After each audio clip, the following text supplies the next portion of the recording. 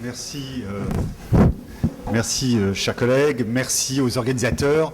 Ne perdons pas de temps.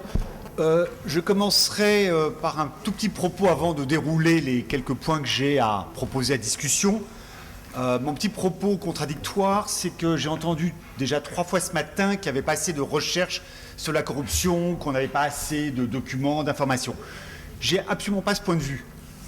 Je pense que finalement, nous avons énormément de recherches qui se sont développées historiquement, et encore plus dans les 20 dernières années, et que nous savons déjà énormément de choses. Le problème, c'est que faire de ce savoir pour que les choses bougent. J'ai presque envie de dire comme métaphore, c'est comme si vous me disiez que les gens continuent à fumer parce qu'ils n'ont pas lu sur le paquet que ça nuit à la santé.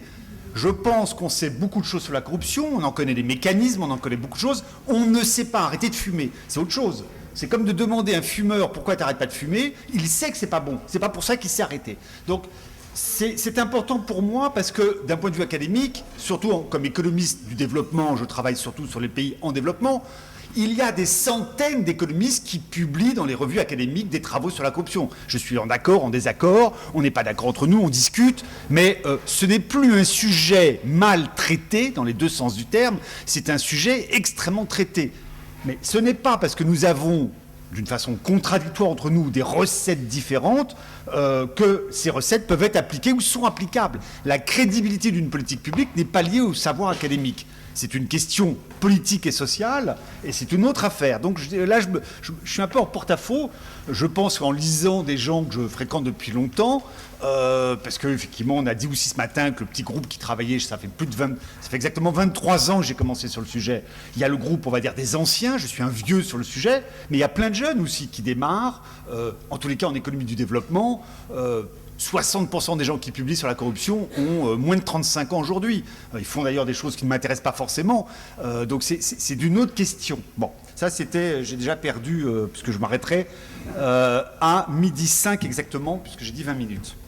Alors, une fois que j'ai dit ça, 2 objectifs dans ma présentation que j'ai adaptés par rapport à ce qui s'est déjà dit ce matin. 2 objectifs. Montrer comment les économistes raisonnent sur cette question, donc donner quelques hypothèses de la façon dont pense un économiste la question de la corruption, et 2, traiter à partir donc de cette façon de faire des économistes les 4 sujets qui concernent quasiment toutes les disciplines et qui fonctionnent un peu comme un triptyque, on l'a vu, enfin un triptyque à 4, c'est pas très bon, excusez-moi. On va le relabelliser. Hein, un économiste ne sait pas compter. Oui. En tous les cas, les 4 questions qui sont transversales à toutes les disciplines, que ce soit la sociologie, l'anthropologie, le droit, etc., c'est la première question essentielle, c'est définir, classer et mesurer. On a bien compris qu'il y avait un problème sur les définitions. Est-ce qu'on s'arrête à la définition juridique qui est dans le code pénal? Et là, on ne va pas en parler, elle est comme ça. On pourrait vouloir le réformer en la changeant, mais là, la définition est simple. Et après, il y a la définition du chercheur. La définition du chercheur, elle est plus large, on l'a compris ce matin. Donc, je vais essayer de traiter rapidement cette question de la définition du classement. Le classement, c'est les typologies, les différentes formes de corruption.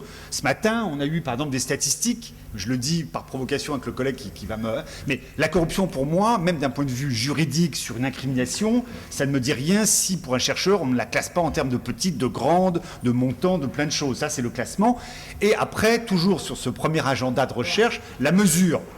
La mesure, c'est-à-dire la question de la quantification. Quel type de statistiques qu'on a? Et à partir du moment où on ne s'arrête pas à la petite corruption, qui n'est pas mon sujet, mais à la grande, nous n'avons pas d'enquête de terrain. Personne ne me propose de suivre à l'Élysée le circuit des mallettes, donc je ne peux pas faire de l'anthropologie des mallettes à l'Élysée. Et donc, forcément, j'essaie quand même de mesurer qu'est-ce qu'on peut faire, j'en dirai 2 mots. La deuxième grande question, c'est évidemment pour tout le monde les causes, l'origine. Pourquoi ce système que tout le monde a bien présenté comme une illégalité normalisée, si elle n'était pas normalisée, elle ne nous intéresserait pas comme chercheurs. Je dirais que les chercheurs qui travaillent sur des illégalités non tolérées ont une approche et un agenda qui ne ressemble pas du tout à notre agenda, à nous, anthropologues, économistes ou sociologues, qui travaillons sur les illégalités normalisées. L'illégalité normalisée, terme qui a déjà plus de 20 ans hein, dans le milieu académique, ce sont donc des comportements qui vont montrer le fossé qui existe entre les normes officielles et les pratiques concrètes que tout le monde connaît. Et ça, c'est pas inintéressant, parce que si tout le monde connaît les pratiques, même si on n'a pas les chiffres, tout le monde sait plus ou moins qu'il se passe quelque chose. Et pas simplement dans la rumeur. Certains vont beaucoup plus loin et aiment la rumeur, mais même sans aller jusqu'à la rumeur, il y a de l'information. C'est l'idée que j'avais donnée dans le tabac. On ne peut pas dire qu'on n'a pas d'information. Donc, quand on va être sur cette question, c'est essayer de comprendre la fonction de l'illégalité normalisée. La question, c'est soit on est un pervers polymorphe, je dis ça en rigolant, et on aime ça, soit effectivement on est dans un système qui ne permet pas de gagner le combat politique sans rentrer dans le réseau et avec ses règles du jeu. Et donc le problème qui se posera après dans ma troisième question, j'ai déjà la moitié de mon temps j'imagine, c'est de quantifier, tel qu'on peut le faire, le coût du phénomène. Parce qu'on peut toujours se poser, c'est pas parce que c'est illégal que c'est pas bien finalement. Il y a plein de choses qui sont à des époques illégales et finalement on change la loi parce que la loi était en dehors des pratiques. Donc nous économistes, finalement, la question du coût de la corruption ou des pratiques anormales, c'est par rapport à l'efficacité d'un système. Donc je vais devoir définir ce qu'est l'efficacité parce que le chercheur ne s'arrête pas au fait que c'est légal ou illégal. Quelque chose pourrait à un moment, je vous rappelle, le profit est illégal en Union soviétique, c'est pas pour ça que finalement trois petits points. Bon, vous comprenez bien que cet agenda est un agenda de construction. Donc les causes, pour comprendre les causes, c'est comprendre effectivement la fonction essentielle dans la reproduction du système de cette pratique banalisée qui est illégale, mais qui finalement est complètement justifiée par les gens qui la mettent en place. Peu de gens qui participent à ce type de phénomène corruptif ou de mauvaise gouvernance sont des gens qui se sentent honteux. C'est-à-dire, la plupart des gens, on le voit parfaitement, je vais prendre carrément en mettant les pieds dans le plat. Je regardais sur, je crois, la chaîne parlementaire il n'y a pas longtemps, un documentaire sur la France-Afrique. Et on voyait cette fameuse question très intéressante de Kouchner à l'Assemblée nationale qui justifie 2 500 000 € pour un rapport de 30 pages, je vous laisse calculer le truc, sur la réforme de la sécurité sociale au Gabon. Il nous fait pleurer sur le fait que là-bas on meurt et qu'il faut donc un système de santé. On voit bien qu'il n'y a aucun moment il pense qu'il est persona non grata dans son milieu. Il n'y a aucun. Et ce n'est pas une question, ce n'est pas lui qui me pose un problème. C'est le fait que cette pratique est totalement banalisée. Je veux dire, pour ceux qui aiment la lecture, si on lit les mémoires de Saint-Simon sur le phénomène de cour, on comprend que ce qui peut choquer est le fonctionnement de reproduction d'une élite. Si aujourd'hui, tenir son statut demande de prendre l'avion tous les vendredis soirs de Paris pour aller dans sa maison en Corse, parce que c'est là que ça se discute, le salaire d'un fonctionnaire ne permet pas. Et donc, il y a un moment, tout se justifie. Et donc, cette analyse, pour moi, elle est amorale, elle va être sur l'efficience. Bon, après, la dernière question, une fois qu'on a vu ça, je rappelle les définitions, les causes, les conséquences, c'est quels sont les moyens de lutte. Alors, dans le temps qui me reste, donc c'est un quart d'heure maximum, je vais reprendre ces 4 questions qui sont, comme je dis, transverses à toutes les disciplines, à tout, même aux militants associatifs, qui n'ont pas forcément de discipline, qui sont plutôt dans la culture générale sur le phénomène. Et je vais, même si j'y crois pas forcément, donc c'est pas forcément que moi qui parle là, essayer de transmettre la manière dont un économiste va penser cette question-là. Alors, premier point, la définition. Pour un économiste, la définition de la corruption, je l'ai déjà dit, elle est clairement pas juridique. Et j'ai presque envie de dire qu'aujourd'hui, pour la plupart des économistes, même pour les pays démocratiques développés, dits riches, mais je travaille surtout sur les pays en développement, il y a une sorte de consensus pour dire que la définition qui nous intéresse est beaucoup plus large que la corruption, et même corruption et délit assimilé. Nous sommes beaucoup plus dans ce qu'on appelle l'agenda de la gouvernance, c'est-à-dire que la corruption n'est qu'une des 6 variables qui nous posent un problème. Alors, je vais juste expliquer avec un exemple bébête. Si vous devez être opéré par un chirurgien et que vous êtes dans un pays où le système de santé est peu développé et assez chaotique, qu'est-ce que vous préférez? Que votre chirurgien soit corrompu, c'est-à-dire qu'il demande une enveloppe pour vous opérer, à temps, qu'il soit incompétent, c'est-à-dire que finalement ça fait très longtemps qu'il a fait ses études et qu'il n'est pas vraiment, il est spécialiste de podologie et puis c'est finalement vos intestins qui va toucher, pas terrible, qu'il soit fainéant, c'est-à-dire qu'en gros, qu'il ne va vraiment pas se mobiliser pour essayer de donner le meilleur service, ou enfin, je dirais, je pense là au travail qu'évoquait Giorgio Blundo tout à l'heure, qu'il soit méprisant, parce que sur l'histoire des sages-femmes, ce que je trouvais passionnant dans son article, c'est le mépris des femmes pour les femmes. C'est le patron m'a tapé, a tapé le mari tape la femme tape le chien va mordre le gamin, bon, c'est le système du mépris qui se reproduit. Alors, on en vient à ça. Mon fonctionnaire dans un pays, il peut à la fois ne pas être corrompu, mais excusez-moi, s'il est incompétent, c'est pas mieux. Si je vais le voir, même en France, 30 fois pour avoir mon permis de construire parce qu'il est soit incompétent, parce qu'il maîtrise mal le truc, ou qu'il est fainéant parce qu'il n'est pas là, pour moi, économiste, c'est la même chose. J'ai un problème d'efficacité. Bon. On comprend bien que le problème que l'on adresse là, c'est l'efficacité d'un service public dans sa globalité. Donc on ne demande pas simplement qu'il ne soit pas corrompu, on demande qu'il soit formé, compétent et travailleur. Et pas méprisant. Bon. Si on est sur cet agenda-là, on comprend bien que la corruption n'est qu'un des problèmes et que notre agenda de recherche, il est sur la gouvernance. D'où le fait que je ne vais pas définir la corruption, je vais juste rappeler très rapidement ce qu'on met dans ce mot qui est devenu un mot magique un petit peu de gouvernance en économie du développement. Il y a toute une histoire que je ne vais pas mentionner ici, qui est l'histoire de la gouvernance chez les politiques, chez les juristes, etc., etc. Je dis globalement, la gouvernance, je vous l'ai déjà annoncé, il y a 6 variables qui sont différentes. Les 2 premières variables sont très politiques. Et tout le monde l'a bien dit, le phénomène est un phénomène de construction politique. Sans la question de la reproduction du système politique, même la petite corruption n'existe pas, parce qu'il faut la tolérance de ce qui est au-dessus pour que ça marche. Alors, les 2 premières variables de la gouvernance sont politiques. La première, c'est effectivement la manière dont on peut sélectionner un gouvernement et le remplacer par des moyens qui sont crédibles, réguliers, organisés. Et là, la référence normative, c'est évidemment, dans un monde parfait, une vraie démocratie, où les élections sont concurrentielles, où l'argent n'a pas d'effet sur le résultat de l'élection, où il y a concurrence égale entre chacun. D'accord ? Et que, on va dire, les moyens financiers, c'est ça l'utopie de la démocratie, ne jouent pas sur le combat électoral. Seuls les arguments jouent. D'accord ? Donc, comme le disaient les premiers théoriciens de la démocratie, ni argent, ni épée. D'accord ? Et ni non plus référence purement symbolique. Mais ça veut dire que normalement, dès lors, on est bien sur un agenda de la politique où ce que l'on demande au mandataire, on lui demande une efficacité de la mise en œuvre de décisions collectives. Et donc, c'est bien la question des choix collectifs qui se pose. Ça, c'est la première variable qui est complètement politique et on voit bien qu'elle a un effet sur tout le reste de cette affaire, parce que c'est dans cette première variable que se joue la place de la transparence, de l'information. Mais pas en disant les salauds ne nous donnent pas l'information. L'information a 2. Aussi les citoyens qui ne cherchent pas l'information. Le fumeur qui, depuis très longtemps, ne regarde plus sur le paquet que c'est pas bon, qui attend le cancer pour dire oui, j'aurais dû le savoir, et je le savais. Bon. Et donc cette espèce de jeu à 2, c'est qu'il n'y a jamais un corps pourri, c'est ça qui empêche le populisme, il n'y a jamais une élite pourrie sur un corps sain. L'idée que le corps est sain, c'est un tango à 2. Alors après on peut dire qu'en termes de responsabilité, ce n'est pas la même chose, mais il est clair que je ne peux pas concevoir cette première variable sans voir effectivement comment le tango se met là en place à 2. Dire ça ne veut même pas dire, comme je le dirais tout à l'heure dans le clientélisme, que chaque personne qui est tolérante est dans le système clientéliste et il participe et il gagne avec ce système. Il y a une sorte de passivité qui peut exister. Donc ça, c'est la première variable qui nous intéresse, nous, économistes, qui pourrait prendre un délit qui est corruption électorale, mais on voit bien que c'est toute cette question-là.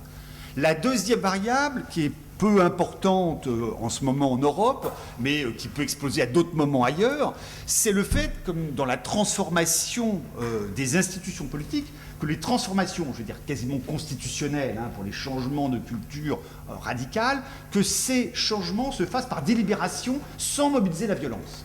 Ça fait partie de l'agenda, de la deuxième variable politique.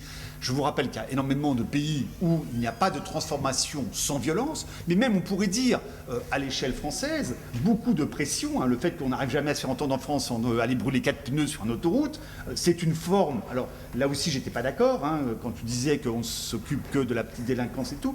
Bon, je ne vais pas lancer le débat, mais je ne suis même pas d'accord sur ce constat que tu fais en disant qu'on ne finance, qu'on ne travaille que... Bon, je vois bien ce que ça veut dire, mais je crois que c'est plus compliqué, parce que ça serait de dire qu'on peut travailler sur des micro-phénomènes sans que ça soit non plus des marginaux. Tout à l'heure, on a évoqué les associations 1901.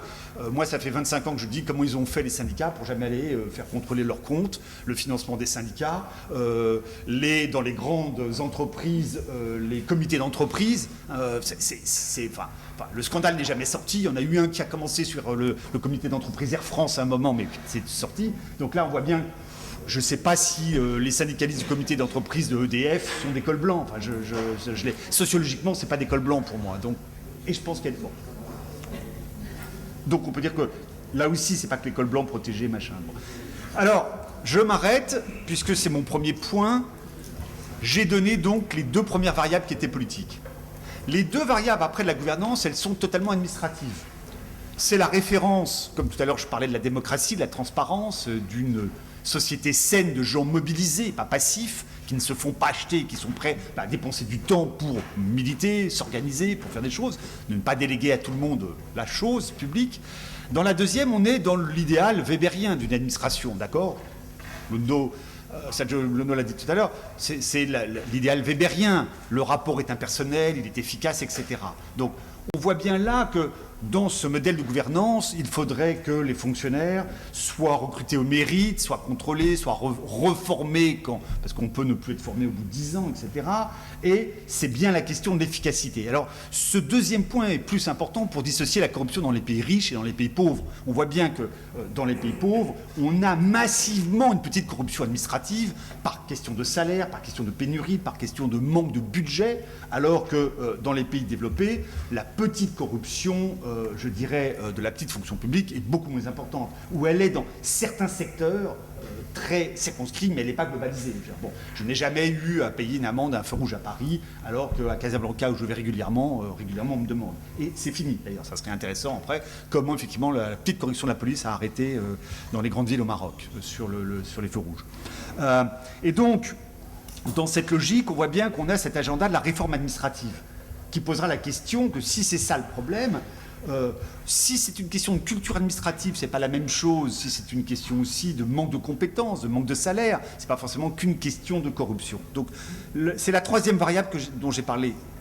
La quatrième variable, qui pour un économiste est très très importante, même si alors pour vous ça sera la plus éloignée, c'est la question des politiques économiques qui sont mises en œuvre. Pourquoi elle est importante ? Les politiques économiques qui sont mises en œuvre font partie de la gouvernance. Pourquoi ? Parce que les politiques économiques, et on ne serait sûrement pas d'accord entre nous ici sur ce qui est une bonne ou une mauvaise politique, de l'extrême gauche à l'extrême droite, vous voyez bien que ce ne serait pas la même chose, mais en tous les cas où on sera tous d'accord, c'est que les politiques économiques mises en œuvre ont un effet en termes d'efficacité, donc de croissance, donc un effet sur l'emploi, donc sur le budget. Et on voit bien que beaucoup de réformes ne sont pas gratuites et que dans beaucoup de pays, l'évolution de la fonction publique, même en France, le fait qu'on va dégraisser, etc., on va avoir des tensions. Donc la gestion du travail administratif ne sera pas la même. Et donc la question de long terme de la politique économique a un effet très très important. Si une politique économique détermine une montée massive du chômage, une baisse des impôts, une baisse des recettes, il est clair qu'on comprend totalement la dichotomie nord-sud, le fait que le clientélisme tel qu'il se fait est à la fois un système de domination politique, ça c'est clair, ceux qui sont dans le système profitent et c'est grâce à ça qu'ils ont leur pouvoir, mais ce n'est pas qu'un système de domination politique, c'est un système de domination politique qui se développe sur la pénurie de biens publics. La plupart des clients qui doivent rentrer dans le réseau, si on leur proposait d'avoir la bonne école, la bonne truc, etc., avec le budget officiel et pas le budget non officiel, terme qu'on emploie tout le temps en économie. Le budget non officiel, c'est le budget détourné, le détournement de fonds, l'argent de l'aide à la coopération qui va être distribué. On parlait tout à l'heure de Marseille, des associations. Ça, finalement, pour un économiste, c'est un budget non officiel, ce qui était bien le malaise tout à l'heure de la discussion. Quand vous évoquiez le fait qu'on finance une association et que ça apporte de la paix sociale, c'est la fonction de l'État de créer de l'ordre. Et si l'État ne peut pas le faire, ça passe d'autres façons, par des relais qui sont des semi-privés, semi-publics. Privés, associations, avec toute cette ambiguïté de qui est quoi. Bon. Et donc on comprend bien, ça sera sûrement le plus éloigné pour vous, que cette question de la politique économique n'est pas totalement étrangère à la question de la corruption, puisqu'elle fait bien, sur le long terme, une différence entre les pays qui ont des budgets et des pays qui n'en ont pas. Pensez 2 secondes à la Grèce. Et ce qui est intéressant, c'est qu'il y avait une corruption grecque qui détermine l'éclatement de la crise. Et donc je pourrais vous analyser quelle est la corruption grecque qui fait que la crise est plus forte en Grèce que dans d'autres pays. Le clientélisme grec, du PASOK à la démocratisation, la fin de la dictature, mauvaise nouvelle, moi qui suis un vrai démocrate, la dictature grecque, comme la dictature brésilienne, était moins corrompue que la démocratisation avec l'arrivée de partis de gouvernement, que ce soit des alliances sociodémocrates PC ou même au Portugal et tout. La démocratie a eu un coup qui a mis en place de nouvelles élites qui ont mis un... Bon. Enfin, je m'arrête là, c'est donc ma quatrième variable. Cette quatrième variable qu'on traite rarement, c'est le fait que des choix, donc je me résume, de politique économique ont des effets sur des variables économiques, ça les économistes sont intéressés, qui déterminent les opportunités de corruption. Et ne pas voir ça, c'est dans un monde parfait, comme s'il suffisait de dire le pays démocratique, on est donc tous citoyens mobilisés, c'est pas vrai, il y a des passifs, ou de dire que la politique économique n'a pas d'importance parce que le budget il est toujours là, d'ailleurs il n'y a qu'à taxer plus les riches ou je sais pas quoi, on trouve l'argent toujours là où il est. Mais bon, on comprend bien qu'il y a un moment sur cette question fiscale que je ne lance pas le débat ici, parce que là ça serait un débat où on ne serait pas d'accord, parce qu'il y a autant de positions que d'économistes, mais on ne peut pas le mettre de côté, parce que si le budget officiel et non officiel, comme tout à l'heure j'ai dit qu'il y a les normes officielles et les normes non officielles, le budget non officiel, il est comme la norme non officielle. Il est aussi important, aussi fonctionnel, et il participe autant de la régulation de l'ensemble du système. Je passe à ma cinquième variable de la gouvernance, et j'ai traité un peu de tout à la fois, c'est la question justement des règles de droit. Les règles de droit, là on est en plein dans la question qui concerne, mais pas que les juristes, c'est les règles qui régissent le rapport entre deux types d'organisations. Les règles qui régissent le rapport entre les citoyens et l'État, et le rapport entre l'État et les citoyens. Des deux côtés, les abus peuvent exister.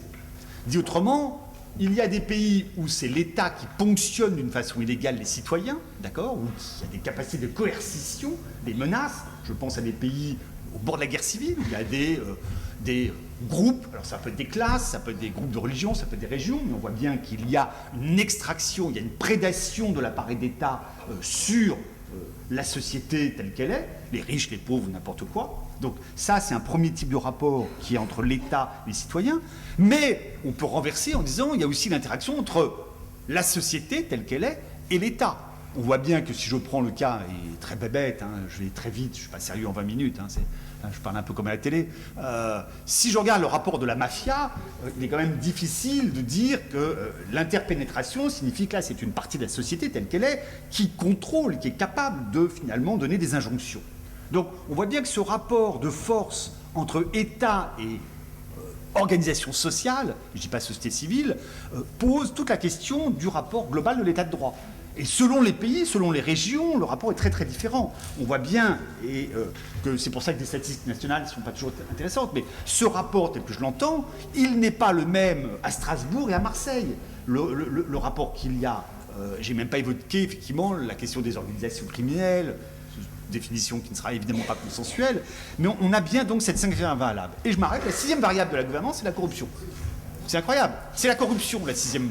Et donc, vous comprenez bien que la corruption n'est qu'un des dysfonctionnements normatifs qui existent à des niveaux politiques, administratifs, à des niveaux des politiques économiques et à des niveaux même de l'organisation de toute la société, presque, je dirais, du droit constitutionnel. Alors, si, et il me reste exactement 2 minutes, si on est d'accord sur le fait que d'attaquer, pour moi, mon expérience de 23 ans, plus comme je le dis, mais j'ai fait une incursion sur la corruption européenne parce que j'ai démarré sur le Brésil en 90 et il se trouve qu'il y a eu Urbain Graco dont on a parlé, il y a eu etc. Et j'ai eu des contacts avec la commission Boucherie qui a fait la création du service central de prévention de la corruption où j'étais. Après j'ai participé au groupe de l'OCDE pour la mise en place de la Convention internationale sur la criminalisation du versement des pots de vin à des fonctionnaires étrangers, la fameuse convention de l'OCDE. Donc bon, après j'ai eu des agendas différents, un peu européens, etc. et internationaux. Alors, je me résume dans les 2 minutes en conclusion. Les causes de la corruption des dysfonctionnements, je les ai mentionnées. Elles sont à prendre dans le fait, premièrement, et ça c'est à discuter, il n'y a pas de consensus, sur le fait que plus nous avons effectivement des pouvoirs de monopole politique, peu de concurrence, ou monopole économique, peu de concurrence, plus effectivement les rentes que l'on arrive à capter sont importantes, et plus il y a un montant des rentes protégées politiquement, plus effectivement le montant de l'argent qui peut être redistribué à travers la corruption est important. Donc il y a vraiment cette question de la concurrence. Alors j'ai entendu plein de fois néolibéral et tout, mais c'est un peu compliqué parce que la concurrence ne veut pas dire forcément le néolibéralisme. Le fait qu'il y ait de la concurrence entre des acteurs économiques est quelque chose qui crée une sélection. Alors on peut dire qu'elle est bonne, elle n'est pas bonne, ça ne veut pas dire que l'État ne doit pas la réglementer, mais la question des monopoles est très très importante. Et parce que cette question des monopoles détermine aussi la question de l'information. Plus on est en monopole, moins il y a de perdants et moins il y a de révolte des gens. Si vous n'aviez qu'une entreprise de téléphone, vous voyez bien que ce n'est pas la même chose. Il n'y aurait pas de recours au conseil de la concurrence de Bouygues qui va dire je ne suis pas d'accord avec France Télécom et Orange, le truc, le machin. Donc cette question, elle n'est pas non plus neutre, cette question de la concurrence. La deuxième variable, c'est évidemment la question du pouvoir discrétionnaire. Et la question du pouvoir discrétionnaire est passionnante parce qu'on comprend bien que dans une société qui est de plus en plus bureaucratisée, aujourd'hui, nous sommes de plus en plus dans ce cercle vicieux, comme il y a des moutons noirs, on contrôle plus. Et comme on contrôle plus, il y a de plus en plus de procédures. Et comme il y a plus de procédures, il y a un moment où on ne peut plus faire. Et moi, je vais vous dire, quand je prends une gomme dans mon laboratoire aujourd'hui, je la vole. Parce que je ne peux pas remplir les 45 dossiers pour demander une gomme. Parce que maintenant, il y a un contrôle du contrôle du contrôle du contrôle du contrôle de la gomme. Alors, pour une gomme qui vaut 1 euro, je ne peux pas. Et donc, cette question sur laquelle, qui est très connue depuis longtemps, c'est-à-dire que il y a le cercle vicieux du contrôle, puisque le contrôle qui devrait empêcher le pouvoir discrétionnaire renforce d'autres types de pouvoirs discrétionnaires. Et donc on n'a pas de bonne solution. Mais on sait simplement, ça c'est mon advice, que ce n'est pas en étant plus répressif ou plus contrôleur, c'est pas en mettant plus de choses qu'on avance. Et donc, maintenant je conclus, 3 propositions. Première proposition, dans un pays, j'arrête sur le développement, dans un pays tel que la France, le premier problème est un problème de la corruption politique. Et je rappelle que quand même les lois qui ont été adaptées à la suite des premiers scandales, Graco et tout, commission boucherie, rapport, etc., ont été des lois importantes qui ont été les lois de financement de la vie politique avec le contrôle des dépenses électorales. Ces lois auraient dû normalement arrêter la corruption politique, puisque que tous les partis, y compris le fameux 4,5% du Parti communiste, etc., se finançaient et n'avaient pas décidé d'en parler d'ailleurs, ils n'avaient jamais demandé, parce que ça les intéresse. Alors, entre nous, j'ai déjà 2 minutes de retard, et je m'arrêterai là-dessus. Pourquoi les partis politiques n'ont pas pris l'initiative de demander la réforme avant? Pourquoi personne n'a dit, écoutez, la politique, ça coûte de l'argent, on aimerait bien que ce soit public? Parce que le contrôle de l'argent dans un parti, c'est le contrôle du pouvoir. Et donc, excusez-moi, la fraction qui embête, qui est le type du parti à Lille, que je ne supporte pas, qui croit qu'il va être ministre alors que c'est moi qui dois prendre le poste, je le contrôle par le pouvoir discrétionnaire du financement. Ce qui est intéressant dans cette question, c'est que le problème qu'on a en France, c'est toujours une question quand même dans la hiérarchie du rôle de l'argent dans la politique qui n'est toujours pas assumé. Alors, comment c'est sorti récemment, et je vous promets, je m'arrête là, pourquoi ça continue? Il y a une question que j'avais évoquée déjà il y a 20 ans à la commission de boucherie, c'est pas parce qu'on fait un financement de la vie politique des partis politiques qu'il n'y a pas de concurrence à l'intérieur des partis, et que la concurrence à l'intérieur des partis repose la question de la corruption des fonds que l'on doit avoir. La question Balladur-Chirac, elle est typique. Et c'est là où on voit bien qu'une réforme qui a l'air parfaite, je me souviens parfaitement de la discussion avec le rapport Boucherie, etc. Le jour où il y aura le contrôle des dépenses, etc., ça sera réglé. J'ai dit non, parce que la concurrence qui ne peut pas être réglementée, la concurrence au sein du parti, elle est saine, qui est des intérêts de région, de tendance, de fraction, de tout. Comment elle se finance? Comment ça se fait? Là encore, il n'y a aucune transparence dans le financement des partis politiques. Donc, voilà, je m'arrête. Je pense qu'il y a, à la différence de ce qu'on dit, une littérature énorme sur ces questions-là. Il y a plein de discussions, j'ai terminé simplement sur la question du financement des fractions à l'intérieur des partis, qui pour moi reste une question importante. Ça renvoie toujours à la culture politique de l'accès au monopole de la représentation du parti. Et pour moi, excusez-moi en France, le problème qu'on a aujourd'hui, c'est le rapport entre l'accès au monopole de la représentation du parti politique et ce relais dans la très haute fonction publique. Et on est là dans un agenda que Yves Mény, qui n'a pas encore été cité, avait parfaitement décortiqué dans son bouquin de 92. On le sait, il n'y a rien de nouveau. Je pense que son livre peut être complété, mais il tient assez bien. Et rien n'avance, parce que c'est de la règle du jeu, c'est une question de culture morale, et il n'y a pas encore de coût moral et politique à un fonctionnement qui continue comme ça.